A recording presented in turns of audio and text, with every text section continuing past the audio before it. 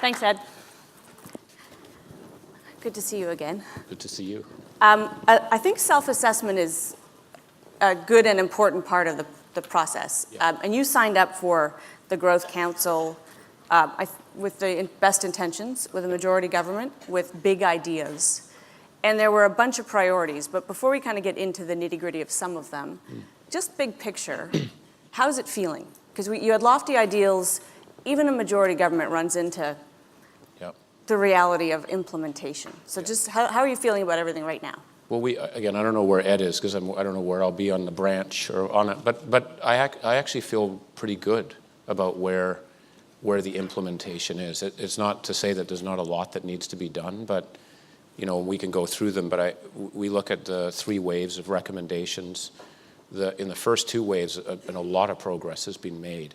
I think the overarching thing is, the sort of institutions or vehicles have been set up to do it. Now we've got to get the action to occur in the private sector, because the government can do so much, but then we have to actually, in the various sectors, in the superclusters, then this is where it actually has to happen. So I feel good, but my worry is, I think the real test is in 3 years from now.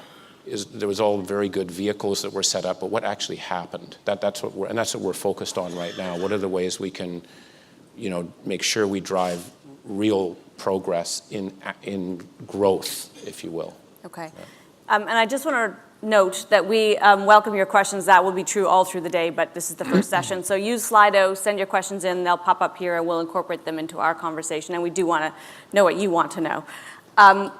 So again, before we get into the nitty-gritty, I do want to ask you, one of the interesting things that's happening in Canada right now is that we have a bunch of stats on the economy, and many of them are quite positive.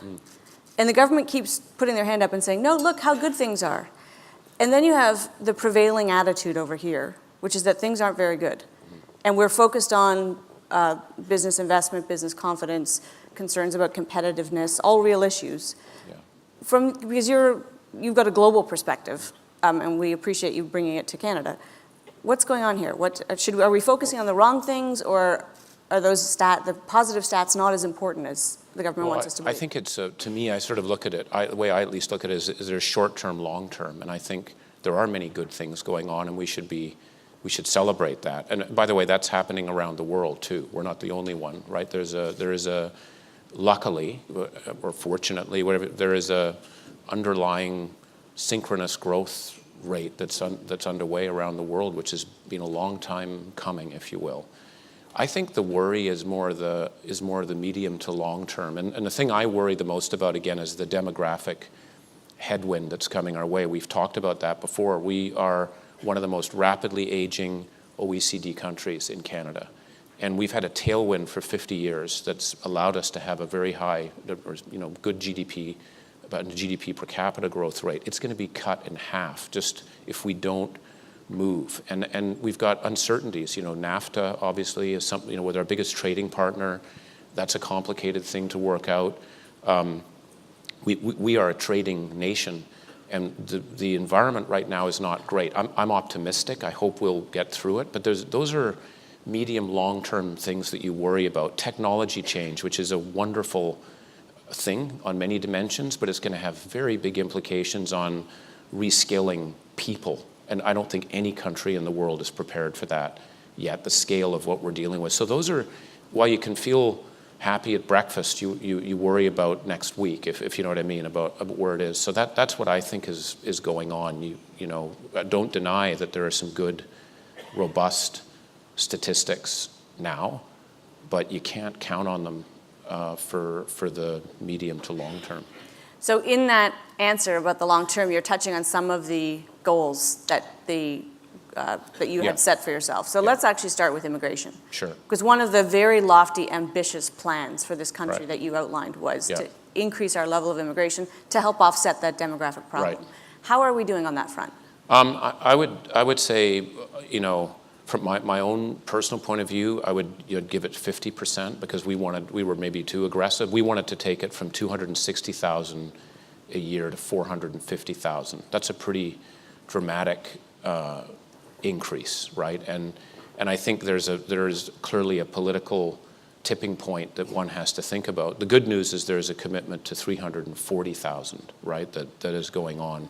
And then we also wanted to make sure that for high-skilled talent, we could move the fast process, and it's actually working, it's moving. And that's very important if we want to have any sense of headquarters being established here. You've got to be able to get the talent in quickly. You can't wait. And that's the government changed that very quickly. Yep. So that is good. I think various, I'm a bit of an extremist on that side. I'm part of this Century Initiative where we'd like to have 100 million people in Canada by 2100, which a lot of people freak out about on that side. But I think that I think there's a real opportunity. The challenge is we have to make sure for the people we bring in that we can absorb people effectively. And to me, I think there's a lot of facts that show that this works. And we need talent, but there's a lot of fear that can be out there too about what are these people going to take my job? How does this work? And we've got to make sure we work that through. So again, 260 to 340, I think is good. We'd love it to be 450. That's what the government obviously they have a better sense of the political side of things. To increase in this world where you've got, a new Hungarian leader that, we don't want anyone coming into our country. The prevailing winds are anti-immigration. So I think we should understand that context. And I think the Minister of Immigration is very, they're trying to make sure that we have that in place. But that's how I kind of look at it.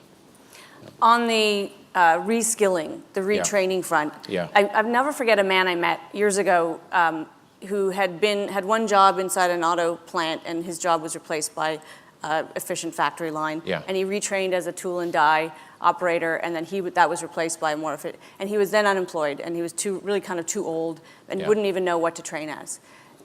We don't even really know what the new skills should be. Yeah. How's the reskilling planning going when there's so much uncertainty about that? Well, this one is, I think, one of the most, if I could say, from our point of view, critical recommendations is on the reskilling, and that was in our last wave, because like you're saying, we don't know what I actually am an optimist. I think there's going to be many more new jobs than old jobs, but they're going to be very different than today. And so how we reskill people, and how we reskill people somewhere between the ages of 40 and 52, that's a very different challenge than we've been used to. We focus training on the K to 12 and then maybe vocational university, probably too much university, not enough vocational, right in it. This is a very different ball game that we're looking at. And when we looked at the Canadian numbers, and it's very hard to predict the future, obviously, as Yogi Berra would have many interesting quotes on that. But I would just say, when we look at the 18 million jobs that are in Canada, we think 10 million jobs will basically be not automated out by 2030, right? That doesn't mean there won't be 10. We think there might be 12 million new jobs that we don't know right now. But what that means is 10 million people are going to have to reskill, and they're not going to reskill when they're 20. They're going to reskill at this in middle age, and that we're not ready for. And if we don't figure that out, we're going to have a very big problem, I think. And again, no one's looking at this at the scale. We've looked around the world. Singapore is doing some interesting work, but that's a city-state, if you will, right? Where they're trying to work this. There's Isabel Sawhill at the Brookings Institute is doing some great. She calls it the GI. It's like the GI Bill. It's almost like this is World War II, and we're going to have to reskill people coming in. It's that scale. That's what she's writing about. So there's a lot of this going on, and that's where, when we looked, we set a target of we wanted to improve median household income in Canada by $15,000 in 2030. That's we wanted to have a target that we were aiming at, and then we wanted to have a few set of recommendations that would help drive it. This reskilling one is a big chunk of us meeting that number. If we don't do that, we're going to be in difficulty. So I'm worried about that, and actually, to be fair, it was Bill Morneau who really pushed us more, because we had a future skills lab idea in our second wave. And I'm exaggerating, but he basically said, that's an interesting idea and we need to do it, but it's a drop in the bucket on what could be needed. Could you, tell me more about that, scope it and scale it. And our sense is it's going to require about $15 billion a year to be able to try and do that. We've got to figure out how much of that is provided by employers, how much of that's done by employees, and how much the government does in that kind of triumvirate. How much time do we have to get this right? I think we've got 5 to 7 years. That's the time frame maximum, and then we've got to move, because to get all of the systems and processes, even to have people have the mindset to be able to. We're thinking it's like pension. You save for retirement. We've got to save for reskilling. We're not used to that idea. We've got to get that in the system, into the education system, into with all the different companies that are out there. So it's quite urgent. 2 budgets ago, the infrastructure bank was sort of the centerpiece, and many were very excited about it in its potential for the economy and a new way of thinking about these things. This past budget, I got to page whatever it was, 92, that mentioned the infrastructure bank, and thought this has been a failure. Discuss. I don't. Yeah. I guess I've been, Ed. I guess I've been too much on the positive end of the branch. Sorry. So I'm getting the pit bull. You got to come. But That's just it. So, yeah. Okay. I don't think so. I don't think it's What would you grade failure. I would grade it a 2 out of 4. And what I would say is, and the reason is because we've got to get the executive team in place, and then more importantly, as I said at the beginning, we've actually got to get projects being done, right? That's what it's there for. I do not underestimate the significance of actually establishing an infrastructure bank in a piece of legislation. I think that should not be underestimated. Right. At all. Many people around the world have talked about putting in place an infrastructure bank. Canada's the only one that has it. So we've actually done that. That was a very big, tough effort, and I commend the government for how they drove it. And getting a person, another pit bull, if I could, is Jim Leach. To have Jim Leach in there, he has no interest in, I think he's paid $1 a year to do it. It's not, and no one's going to sway him and where it is in terms of the drive and where it is. I think the challenge is we've got to get, there's an amazing chairwoman who's in there. We've got an Janice, and we've got an amazing acting CIO, Bruno. But we need an executive team, and then we need to get the projects going, because there's as we said, there's a $500 billion to $1 trillion infrastructure gap. And so I give the high marks for getting it in place, because it was not easy, as we all know. So we've got this vehicle. Now we have to, operationalize it. So many had unrealistic expectations about how quickly it would be shovels in the ground. Probably us as well, because we wanted to get it. We thought, once we get this thing going, why should it take a year to get, you know what I mean? And I think we have to be, because we're very keen that it has to be run like a private sector institution. I think we should be very thankful about our pension fund governance in Canada. I think that's why we have literally the best pension funds in the world, because of the way that governance was set up, arm's length.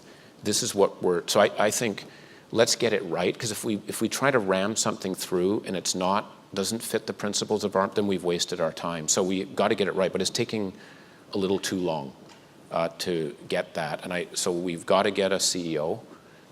We've got to get an executive team. There's lots of projects that are out there. I think there's a breakfast going on right now. Some of these folks were at it. So I don't know, you probably have better Once latest that's all in information. place, Yeah. so once we get realistic about that, there are processes here and you can't rush them. What's your vision of the potential contribution to the economy that this bank makes? As I mentioned, reskilling is a very big chunk of that. Adding to that 15,000, the next is infrastructure. It's really important, because there is nothing that drives productivity faster than infrastructure, as long as it's productive infrastructure. But that's what the government's talking about, what we're talking about, and we've got so many of those we need to do. If you look at the ag-food economic table right now, Murad Al-Khatib and the team are working on, one of their challenges is I believe that they think our estimates of the potential are too low. They think they're higher than what we came up with, which is great. That said, if we do that, how are you going to actually transport that extra exports to ports. We don't have the infrastructure. Right. So we really need to make that. We've got to start building the infrastructure. You're talking about a rail expansion now? I'm talking about rail. I'm talking about pipelines. Okay, well, let's talk Talking about about- pipelines. Yeah. Okay. Yeah. No, because these are deeply related topics. CN and CP Yeah. can't ship our farmers' products to market, Yeah. in part because part of it is their own issues, but in part because they're shipping oil. Yeah. And one of the planks of the growth platform was business investment. And Yeah. the Kinder Morgan pipeline, the Yeah. expansion of that pipeline, is being seen as a kind of a nail in the coffin of the Yeah. view of doing business in Canada. Yeah. Can we get projects done? Well, I think nail in the coffin's a bit harsh, but I think, but I get the point, and I'll just be very open. And I'm speaking for me as opposed to the Growth Council, whatever. I just think we have to get that pipeline done. I mean, if we, we can talk all we want about growth, but if we can't actually get our products and services to the markets we need to, we are kneecapping ourselves in what we do, and it's taking way too long. It's taking way too long. There is too much of a focus on process and not output, and it does make you see it in the valuation of energy companies in Canada. They are affected by that, and that product will eventually get to the end consumer, primarily in Asia. It may end up going through the U.S. and some ports in the U.S. or in the Gulf, but it is a concern, and I think there should be a very high priority on debottlenecking things as we go through it. And I know there's complicated politics that are involved in it. I'm just dispassionately looking at it and saying we have to be able to build projects, these mega, and that's, we're only getting started, in my view, with that. But is this it seems, I mean, many have said it, that if you tried to build the Trans-Canada Highway today or the rail network, it would never get done. I mean, there are just too many groups that can stand in the way of these things. Well, where is the federal authority? Yeah, well, I think that it's interesting because in the economic tables, there's a lot of discussion about trying to get a faster new social compact, right? How do we get the communities that are going to be involved to be able to do things?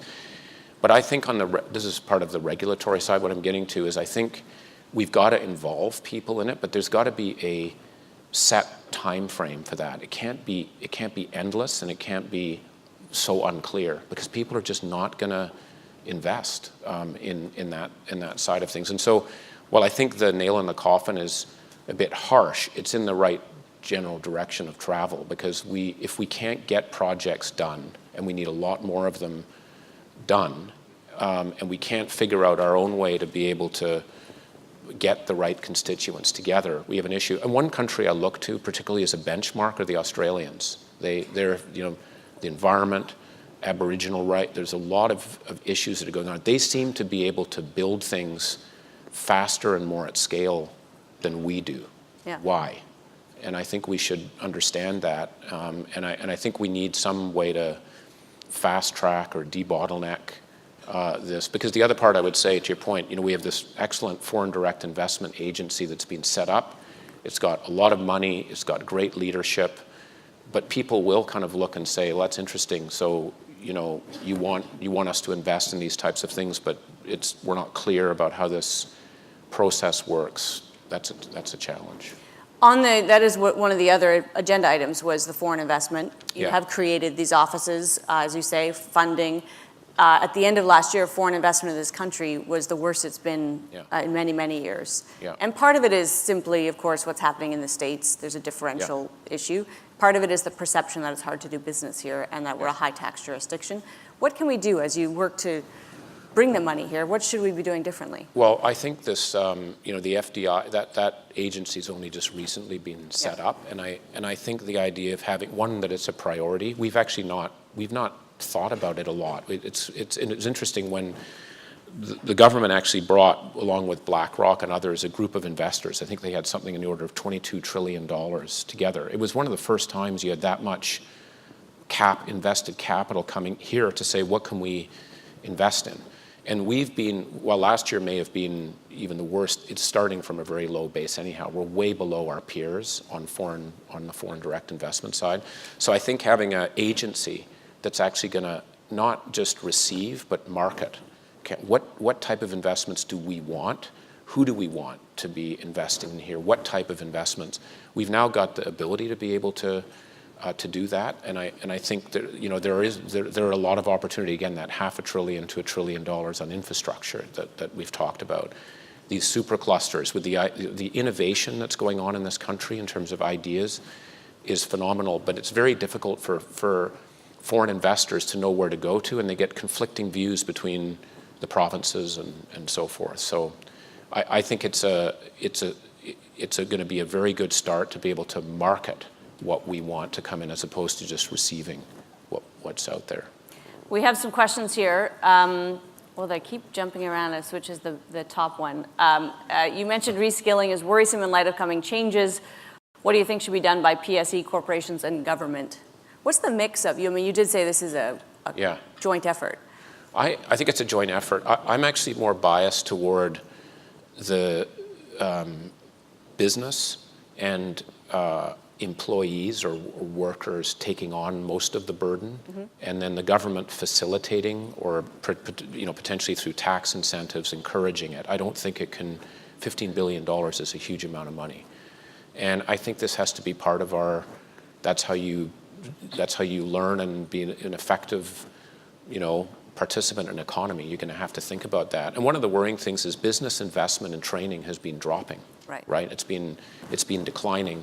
And to the extent that training is going on, it's for the top leadership, the top, 10%, and so that's going to have to shift over time. So that's where I see it more coming from business and employees as opposed to government.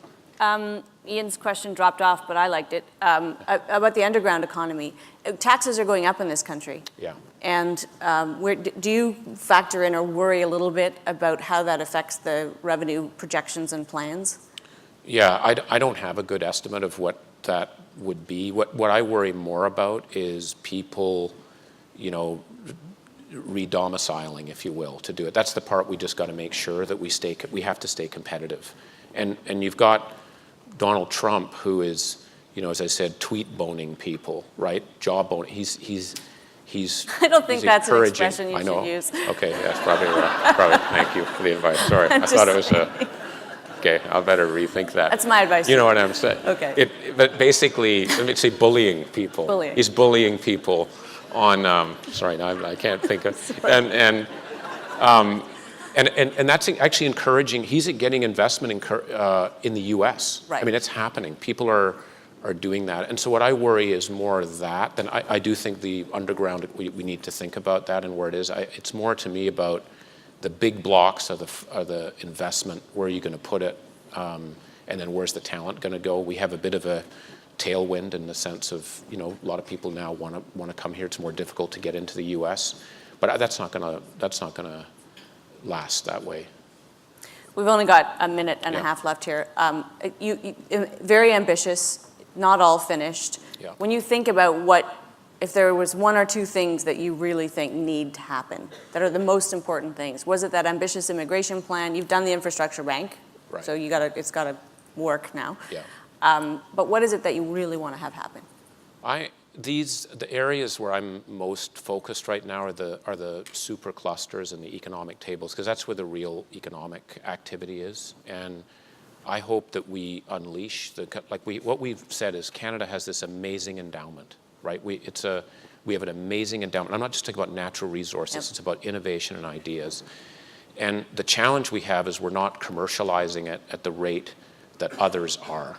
And so we've got these initiatives that are now, the government's really driving this, especially in ISET, to link the ideas with the capital and then with the market. But those are the center, I think, of it. And we've just got to expect, I hope they're really ambitious. I hope they better be really ambitious about what we can do and where we are. And we should be very comfortable about clean sheeting on regulatory and the regulatory side of things, and let let those things be unleashed, and then we're going to see the growth. And we've got 6 at least that I think can be the basis for creating a lot of the new jobs and the opportunities. But they've got to be unleashed. That's where I would be focusing it. All right. And you'd think after 20 years in television I could read a countdown clock, but that was just the end of our one-on-one. We do have 13 minutes for questions. Okay.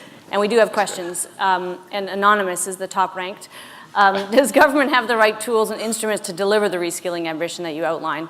Will the skills of the 60s still work? I mean, one of the things I'm interested in is if you think about the superclusters. Yeah. So AI is, we're betting on AI in this country.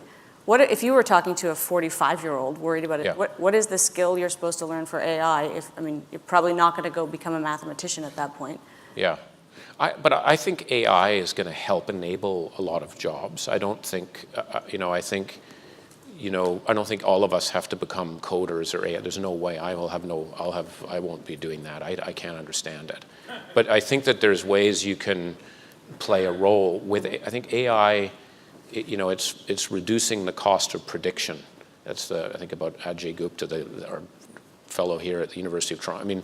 That's what it does, and it's going to make jobs better. I think, as a radiologist, yes, maybe a machine's going to be able to read the stuff better than you are, but you're still going to have to be able to coach and interact with the patient. Maybe there's other areas that you can work on that you've got more time to do. So I don't see it as a cost. I see it as an enabler, but you better understand how it works, what it means. How does it, if you're a plumber, the AI has implications for what you do and how you think about things, predicting when things are going to fail and what's going to go on. So I think we just have to train everyone to understand that's the world where it is, and we've got to get used to taking mini courses. I got, AT&T, Randall Stephenson has a program where people now, you take 2 hours a week, right, and you're reskilling to get a badge, if you will, on a particular, but it's very concrete. It's 2 hours. It's part-time. You can do it while you're working.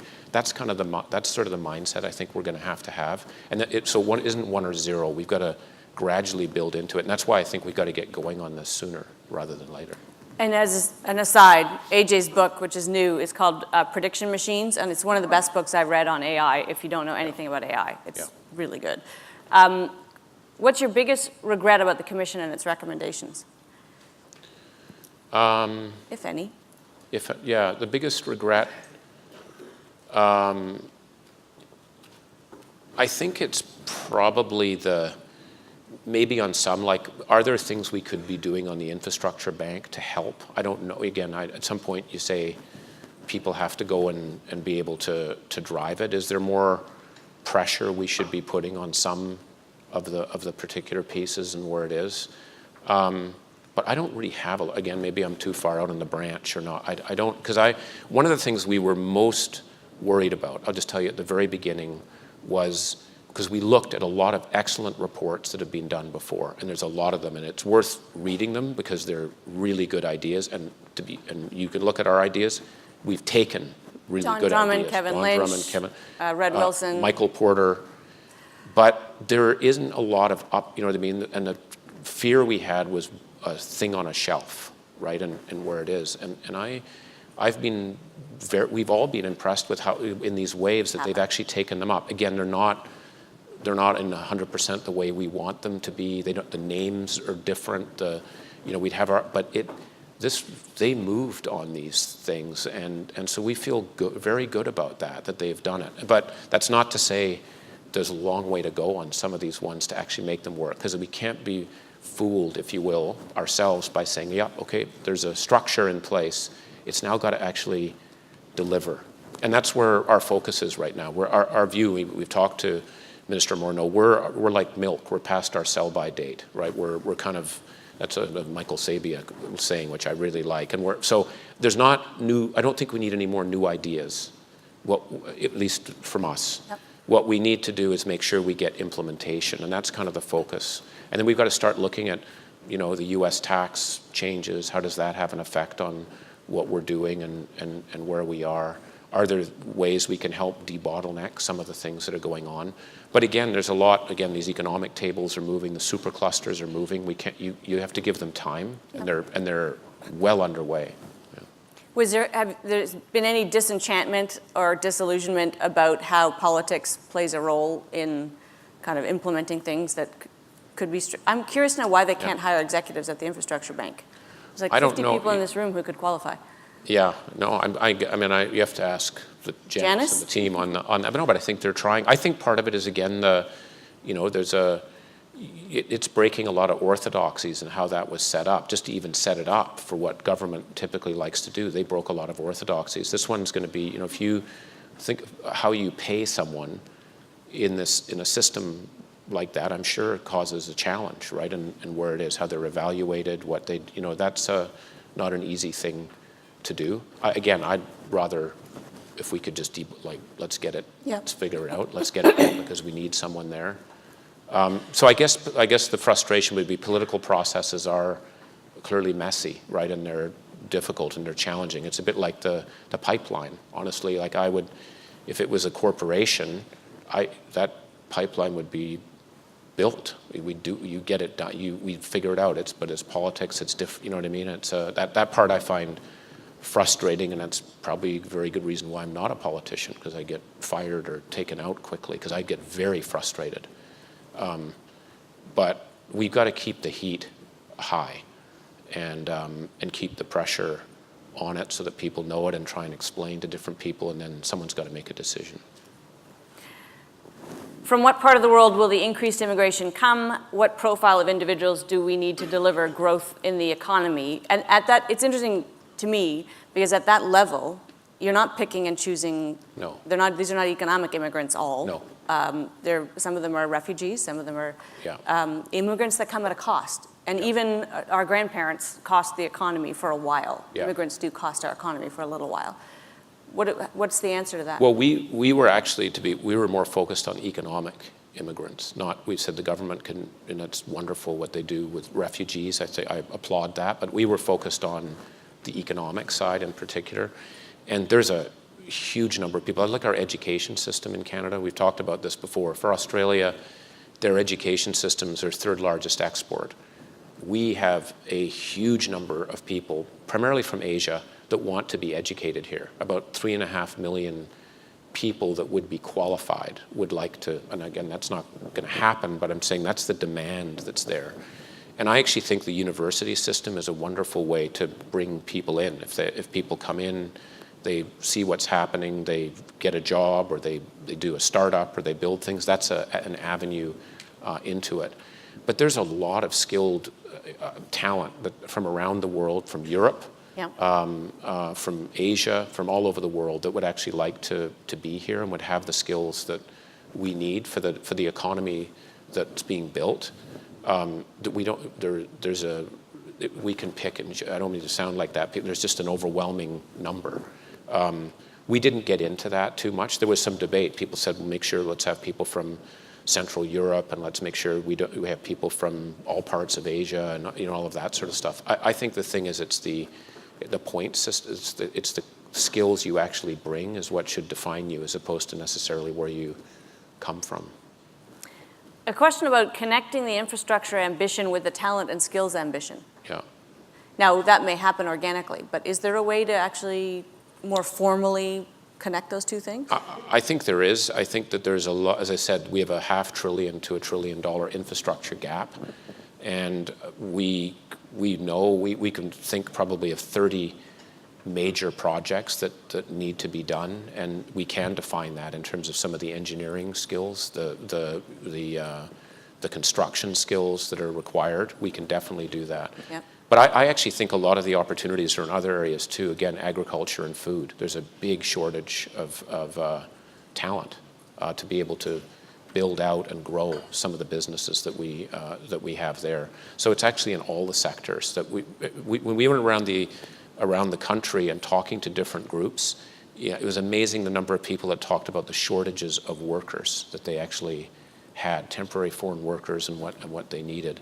So I think that's one area, but it's one of many. All right, and our last question, can the current fiscal situation, deficits into forever, support your goals? Where do you put, I mean, personally and where do you put the kind of current thinking about deficits, which is this focus on net debt to GDP rather than the operating balance sheet? I actually think we're in a pretty strong situation in Canada. I think we have to make sure, we have to see how it plays out, and I think one of the biggest drivers of that playing out is our growth rate. Mm-hmm. That's why I come back to, so I'm not too worried about that isn't what I'd be focusing on. I think we have to be careful. I mean, the U.S., the question up here is compared to the U.S., we're in a way better shape than the U.S. In the U.S., what they've done with this last set of reforms that they've done in place have put themselves into some serious difficulty for 5 to 10 years out. I mean, that's going to be a big challenge. They're going to get a short-term gain for long-term pain, is my view on that. I don't see us in that side, but if we don't grow... I understand that economies are relative and that in terms of attracting investment, it matters, and currencies, et cetera, but for taxpayers, who cares what the U.S. is doing? We care how our tax dollars are being used and whether they're being used effectively. Yeah. And if we're sending not enough, they're spending more than we send.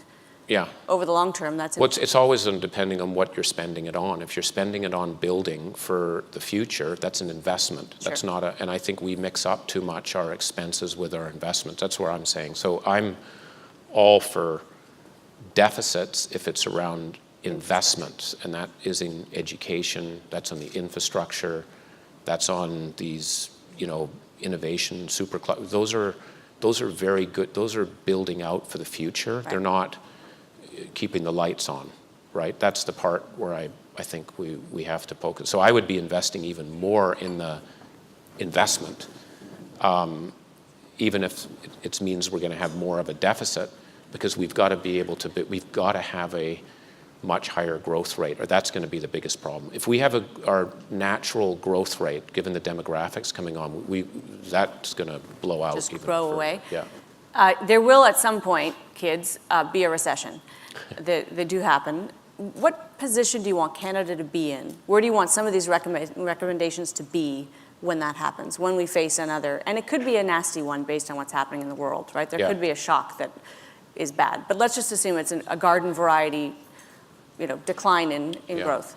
Well, the thing, I agree with you. There will be one at some point, and I think it's interesting how we don't ever seem to learn from our history, right? And I remember it was Kindleberger, I think, who wrote a book called Manias, Panics, and Crashes, and every time a crisis would occur, he'd go back further in history to show that we've seen these before. And the point I'm saying on this is, I think what people would say if they could do it again is, how would they zig while other people zag? Because everyone kind of follows the play. And what I would hope in Canada is that we, in a sense, double down on some spending that's actually going to, again, be building for the future and where we're doing it. And we cut back on the things that are obviously not, and we should be planning that out now. We know, it's given where it is. My biggest worry actually is and this is where it'd be good to ask Stephen, or when Mark Carney comes late, what are central bankers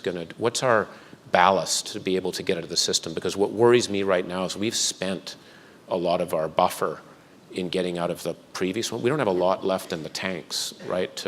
That's my worry on that side. Which country do you worry most about on that front? The U.S.? Europe. Yeah. I worry more about Europe. I just think it's still...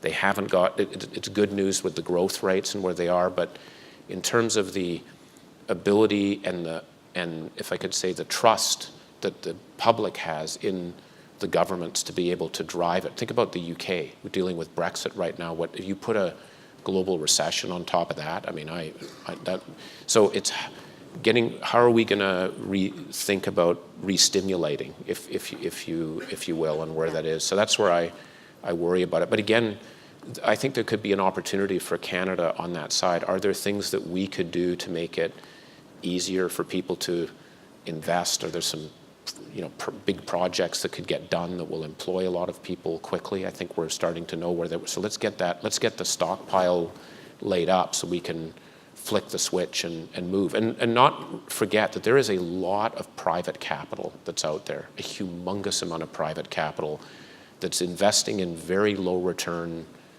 in financial instruments.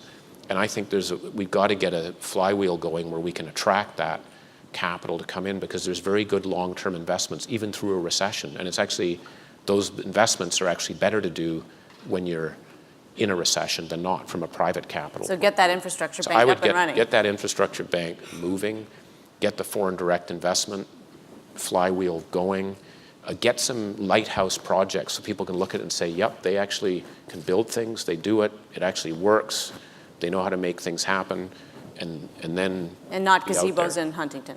Yeah, that's right. Does that mean? Dominic Barton, we're at time. We want to please join me in thanking Dominic for his time and service.